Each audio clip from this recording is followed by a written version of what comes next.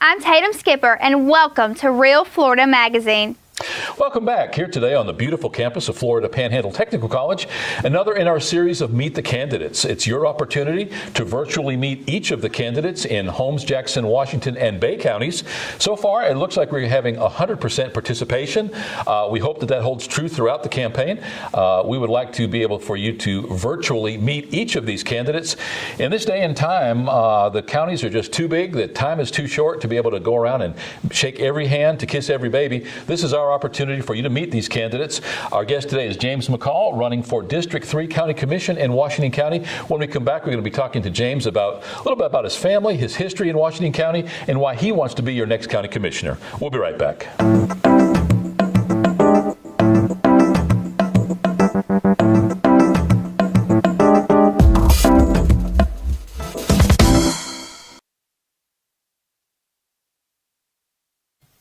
Welcome back. As mentioned, our guest today is James McCall, currently a candidate for District 3 County Commission in Washington County, Florida. Thanks for taking the time today. You live in Vernon? Yes, I do. Okay, so it wasn't that long a drive, but I appreciate you taking the time out. I know that you're retired, but I think that in retirement, people are more busy than they were when they were working. But thanks for being here today. Right.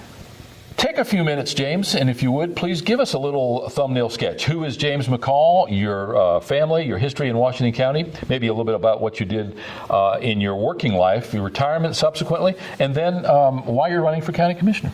All right. Well, yeah, you know, my name is James McCall. I'm originally from Walton County. I graduated from Walton High, Lafayette Springs, and I eventually got married to a young lady from Vernon, and after I was married, I basically went into the military. I spent 23.9 years in the military, but I had also built a home in Vernon, which is New Hope, as everybody know it. And after I was married, me and my wife, we moved out and left our home there, and we toured the world in the service. I have 2 kids. I have a daughter and a son, and I have 3 grandkids. And we really enjoy our grandkids being around us, and we love to spoil them and give them back to their parents. But that's like any grandparents, they love to spoil the kids. The other thing is I decided that after I retired, my second retirement, that I wanted to run for county commissioner. My wife had to look at me a couple of times and ask me, is that something I really wanted to do? And I said, yeah, because I'm not convinced that we have the best quality personnel to convey entail what I want to put out of what the county needs. And I wasn't pleased with what I saw. So I made a decision that I would like to do something for Washington County. You know, you can talk, which is easy, but when you get up and do something for it, I think that says a lot for a person. So I feel that I can do a good job for Washington County. With that, I would like to work on, if I'm elected, I would like to work on small businesses that we have in our county and job growth. I think that's very important that we have good job growth in our community and throughout our county. And I think we need to work more with our neighbor counties to get some of this stuff done, because we can't do it by ourselves. Other thing is we need to work on the community as a whole, the ties, the relationship that we have with each other, and I think that would make us a better community if we do that. So that's a little bit about me. Yeah. First of all, thank you for your service. Thank you. Can you give us a little bit more detail about what you did militarily? Well, I came in the military as a combat engineer. I eventually changed that MOS because I don't know if any of you know about combat engineers. It's not one of the glamorous jobs. I became a paratrooper. I was in the 82nd Airborne Division. I served there for a while, then I left and went over to Germany for 6 years, came back, and I was involved in the Gulf War. I spent 11 or 12 months in the Gulf War, and I came back home. And after that, I was assigned as a supply specialist in logistics. I was a water purification and petroleum specialist. And I retired from the military as a first sergeant. And I had a company of 167 personnel that I managed. I also had to manage a budget of $1.5 million to $2 million a year. So I got some ideas about how a budget runs. And basically that's about it from the military. Yeah, and again, thank you for that service. You know, all too often we don't take that time to express our thanks and trust that on this show we certainly appreciate that military service. So thank you for that. And also thanks to your family. Again, we thank the service people, but we don't realize what a support system and how that person, that military person, could not do it without their family for support. I think you'd agree with that. Oh, I agree with it 100%. I tell people when I did 20-some years, we did 20-some years in the military, because the whole family has to be with you when you're there and when you're gone, because if you don't have that support, things can really go bad for you, and that's not just physically but mentally too. So you need that support at home. You gave us a thumbnail sketch about your reasons for running for the office. So let's delve into that a little bit more strongly. There are 5 sitting county commissioners, each representing one of those county districts. As we point out, it's a we don't vote single-member districts, so right. The county at large votes for each of those county commissioners. This particular cycle, we have 3 of the 5 county commissioners up for re-election. In one case, your seat, we will not have an incumbent, but I think there are 4 declared candidates at this point. Is that correct? I think so. Yeah, and it looks like there may be 5 or more in talking to people. Right now, 4, so it's going to be a strong year. You are a Republican. That I am. Okay. Talk a little bit about obviously presuming that you're adapting some, at least, of the Republican traits, typically being fiscally conservative and conservative in other ways. Being an ex-military man, I can only presume that. But in your own words, talk a little bit about your outlook as far as budgets are concerned. You mentioned a little bit about that, and your relative conservancy as far as being a conservative within that realm. Well, one thing about the Republican Party that I represent is that there's some things I don't agree with. One of the things that I have seen is always at the end of the fiscal year they tell everybody they have to go balance the budget, and we got to come up with a budget solution. Now I know for a fact it's not that hard to balance that budget if you want to do it. Now I know candidates wants to get their little hiatus to put their little tidbit on that budget when it goes out of that bill to have their little finger in it, but I understand that's politics. But if it's going to hurt the peoples, we shouldn't be doing it. We should do whatever is necessary for the community, for our peoples, so they can go ahead and live their lives. It's hard for a person to be working for a company that's run by the government that cannot pay because the budget hasn't been passed because Congress is sitting on it. That makes no sense. The other thing is, we have people that's running for office this year. One of them is Donald Trump. Now, a lot of people hate Donald Trump. Some people like him. I'm speaking from my aspect of what I see. Donald Trump has brought up some issues that I think should be addressed. Nobody else has brought them up. They're scared to say it because they are afraid if I say this, I'm not politically correct and I could lose my candidacy. And I'm for what's right. Although I'm not saying that I agree with everything Donald is saying and done, but there are issues that he has brought up. One of them is he stated that he didn't know who David Dukes was for the KKK. Now, I don't know what rock you've been up under, but if you've been in the United States for any time, you should know who the KKK is. The other one was he stated, I can go out and kill somebody and get away with it. That's not quite so realistic that you could do this. Now, if you look back in history, money has been playing a big thing in some killings, some shootings, but I'm not saying that's right. But the issue that he brought up was the shooting, the immigration problems, and a couple other things, but those are issues that we need to address. I know for a fact as an officer, when I was an officer, well, I didn't say this at first, I was an officer on the Navy base, that was, comprehend a suspect that morning that was an illegal immigrant in the United States, and I could call in to ISIS. They would come pick this individual up, and by 1 o'clock that afternoon, they was back on the street. No passport, no paperwork, they ain't supposed to be in the United States. Now, I know this for a fact. They tell me that we don't have the people to process these people the proper way. But my thing is, if we don't have people to process them out of the United States, why are we letting them come in the United States and not processing them the right way? I mean, if you're going to do the job, do it right. That's all I'm saying. I'm not saying I'm against anyone coming in the United States. I'm just saying we need to do a better job as a whole when we do our processing. I mean, process them in right, and if you're going to process them right. That's all I'm asking. It's not unusual in any large, relatively rural county, such as Washington County, that the law enforcement sheriff's office budget will be one of the largest line items in that budget.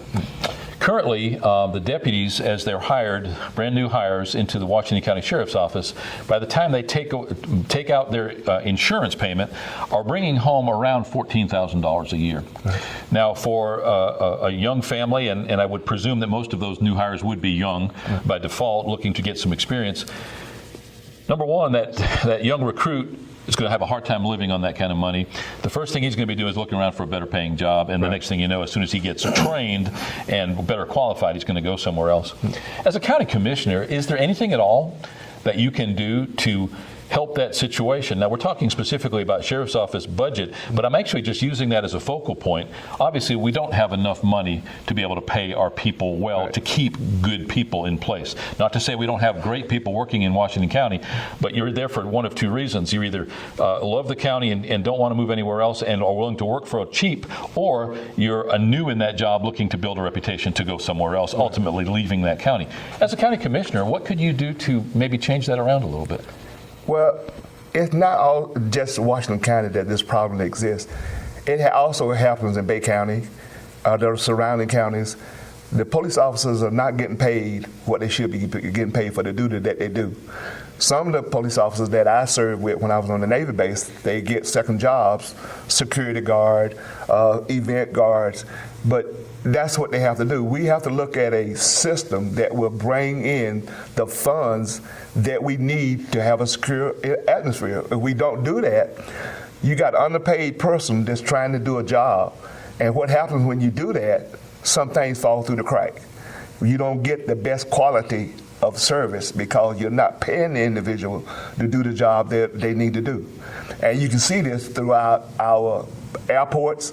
They're not getting paid a decent salary, and they want to know why certain things get on airplanes, because you're not paying this person top dollar to do their job. If you don't pay a person a good salary, they do an undecent job for you because they only get paid for what you do. You get what you pay for. That's it. When you're elected county commissioner, I'm sure you've already formulated some kind of a short list of things that you'd like to accomplish immediately, things that are the most important and to which you'll focus or on which you'll focus your immediate attention. What are some of those first things that, upon election, you'll want to address? First thing I want to do, I want to look at, just myself, I want to look at our budget and where we financially stand. Because if you don't know what money you have and where it's coming from, you don't know where to go or what you can do. The other thing is, once that accomplished, I would like to look at not only our infrastructure, but our outer areas, the little cities that we have around Chipley, and what can we do in those areas to produce jobs, job growth, anything that can help our community. One of the things I don't know about at this point, but I would like to address it, is we stay in an area, like me, in an area where internet really is bad. And I don't know if we can improve on that, but I sure would like to give it a shot to see if we could. Because we're living in the 20th century and we got people still doing dial-up, and internet is one of the things that you gotta have. So I don't know where or how we can do it, but that's something I would like to look at. Other thing is, I look at what can we do as a whole for Washington County to bring more vineyards and stuff into Washington County for jobs. I don't know. I have no idea at this point because I'm outside looking in. I won't know that till I get in there to look at what we have. And are we doing the best job we can do for our community?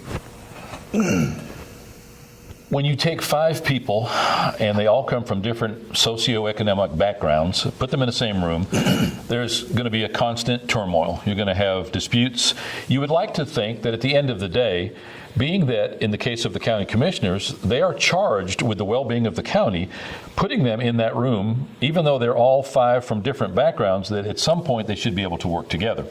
Now, that said, we see a lot in Washington County, and again, Washington County doesn't have a franchise on it. We see this everywhere. A lot of divisiveness, a lot of arguing, a lot of infighting, a lot of accusations about this or that.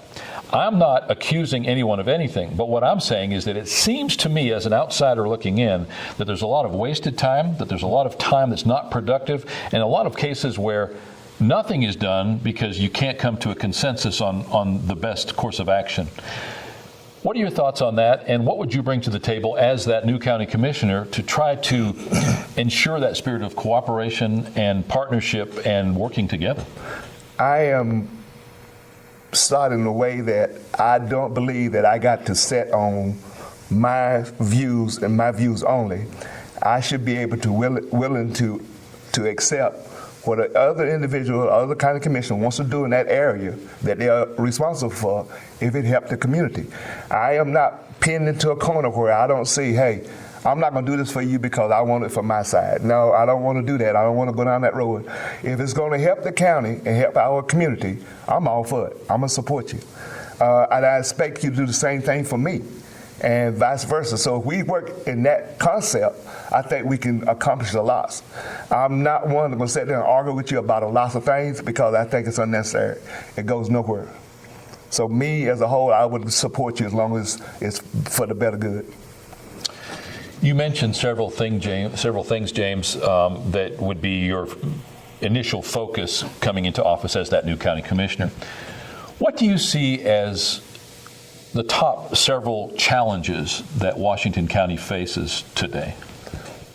Well, the top thing would be our growth. I would like to know where our growth is going, where it's headed, what can we do as a community to help it. What's the Tallahassee, what's the capital doing for us? What are they bringing out to us in this area? We just all need to get on one page so we can focus on this one growth of, if that's possible, and stop the bickering about little stuff that means nothing. Not letting the bill pass because one person wants to put their little old 5 cents in that holds up everything and demolish the whole thing. I don't think it's right. I don't think we should do that because it helps nobody. And then we got to wait another 4 years for that bill come back when it could have been passed the first time. Within the last couple of years, the Florida legislature has granted $9.2 million to Washington County to build a brand new courthouse. We were faced with a building that had multiple health hazards, had black mold, mildew, lead paint, arsenic, asbestos, lots of problems. The state recognized that we had a problem and for the first time in recent memory, actually funded a county courthouse. Typically, a county is held liable for the expense and upkeep of their county courthouse. That was a highly unusual situation. $9.2 million. It's supposed to be done sometime in the balance of this calendar year. What are your thoughts moving into that courthouse? You will be one of the first county commissioners to be housed in that courthouse as part of your duties. What are your thoughts about the fact that we do are going to enjoy that new courthouse and how that will maybe enhance the offerings of Washington County and help for Washington County to better serve the citizens? Well, I think the new building is going to be wonderful for Washington County as a whole. But getting back to one thing that you mentioned about was the money that we're spending, and I don't have an answer to this question. I would like to know why us as Washington counties was not a part of the BP money that came out for the Bay County. Since we have so many people out of Washington County going to Bay County to work, why didn't we get part of that money? I don't know. I mean, we're in the Gulf Coast, and we're part of that panhandle. We should have been offered some of that money, I think, and maybe we There's a logical reason. I don't know, but I feel that we should have been offered some of that money. That's just my opinion. Okay, getting back to the courthouse, I think with a wonderful courthouse, wonderful structure that it's going to be, it present a county with order and structure that you can look at that says, hey, Washington County is on a growth. They're doing good things. And somebody coming from the outside in could look at that and say, hey, I like this county. Hopefully we can bring some businesses in here and we can start with Washington County. On a more positive note, what do you think are the main assets that Washington County possesses that should make it attractive to a new business, to a large business coming in, which will employ some of our people so that our kids and grandkids will be able to stay here, that they won't have to move away to get jobs just to be able to support themselves? What do you think are those things that Washington County offers and delivers, and obviously some of those same things that make you a resident and made you decide to settle here to start with? Well, one of the things is I like the recreation that you have in Washington County. The ponds, the lakes, the rivers, the creeks, they're all basically one of the best environment that you can be in. For me, I'm an outdoorsman anyway. I like fishing and hunting, and the water that we have around here, some of the water is just as clear as you could possibly find anywhere in the United States. So with saying that, it should bring a lot of tourist attraction into this county. The other thing is you got canoeing and stuff that you can do out on these lakes. Fishing is great. Hunting is even great in Washington County. So as an outsider, I think that would be one of the things. But big businesses should look at how open we are to I-10. We got a structure that's building from 77 and 79 4-lane all the way up. If you want to use the port, there's a port right there in Panama that could be accessed. They also have the airport that's right closer to us now. So we got lots of things going on just in a positive way that big companies should be looking at Washington County as a place of business. Is there anything else that you would add? Is there anything else that maybe I didn't ask or we didn't touch on that you feel would be of value for those voters in Washington County to know about you? Basically, the only thing I can say is if I'm elected as your county commissioner, I would do the best job that I possibly can do with what little bit I have. I mean, I can't make miracles happen, but I will address every issue as I can and with a positive attitude. And I will get back with you with an answer, one way or the other. That's basically all I can say about that part. Thank you for taking the time to visit with us today. Okay. We're hoping that we, as I mentioned in the pre-show, get 100% participation from all of the candidates. We feel this is a great opportunity for somebody to become an educated or informed voter, to vote for the right person for the right reason, not because of the way they fall on the ballot alphabetically or because they're who they're related to, but rather for the substance that they're able to express. So thanks again for taking the time to be with us. Thank you for letting me come and speak this to our peoples to let them know a little bit about me. I'm glad to have the opportunity to do that, and I appreciate it. Our guest today has been James McCall, currently a candidate for District 3 County Commissioner in Washington County, Florida. Another in our series of Meet the Candidates. It's your opportunity to virtually meet each of the candidates in the counties of Holmes, Jackson, Washington, and Bay. Hopefully, as mentioned, we're going to have 100% participation, including some of the state offices. At this point, we've had some of the state Senate candidates as well as the U.S. Congress candidates come in. So over time, you'll have that opportunity. Thanks for being our viewer. Thanks for being our listener. If you're listening on the radio station right now, we look forward to enjoying all of the other candidates over time, and hopefully you'll learn something from every show just like I do. We'll be right back.